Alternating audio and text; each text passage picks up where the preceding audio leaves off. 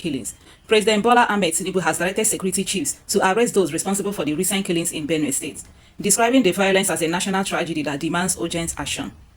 Speaking during a visit to Makurdi, Tinubu ordered the Chief of Defence Staff, General Christopher Musa, to ensure perpetrators are brought to justice. He also tasked the DSS and National Intelligence Agency with gathering actionable intelligence to prevent further attacks. That's a good one, guys.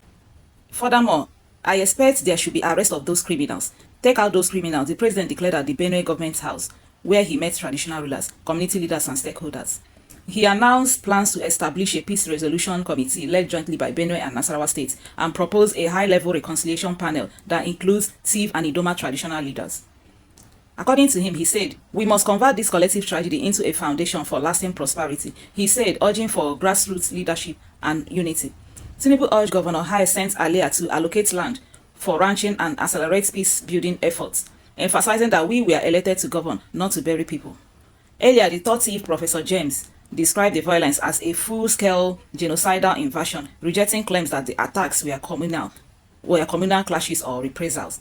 This is calculated, well-planned invasion. It is not mere insecurity. It is a campaign of extermination. Governor Alia, furthermore, echoing the third chief's position, demanded a special federal intervention fund and the creation of state policy. Our people are being slaughtered in their sleep. This is no longer insecurity. It is barbaric and inhuman. He appealed to the federal government to move beyond condolences. We need action, not sympathy. We need justice, not just empathy. And they said if this visit translates into action, then there is a hope. However, others like last mom of Bengonet said Tinubu should have issued a stricter ultimatum to security chiefs. How do we reconcile with faceless killers, he asked. Dr. Jeffrey criticized the misuse of security votes and called for transparency and community policing. Benue is not a budget line, it is home to millions, he stated. The Northern Elders Forum, NEF, dismissed the crisis as a politically driven internal conflict, warning that mischaracterizing it as ethnic violence was dishonest and dangerous. The group called for allied troop deployment, independent investigations, and compensations for victims.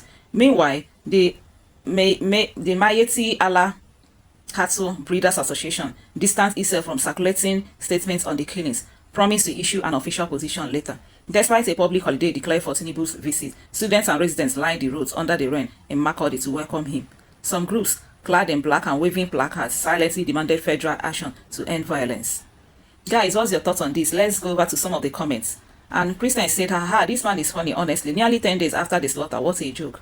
And Ube said, how many times does the president need to order them? Isn't this their duty? What a mess we are deep in.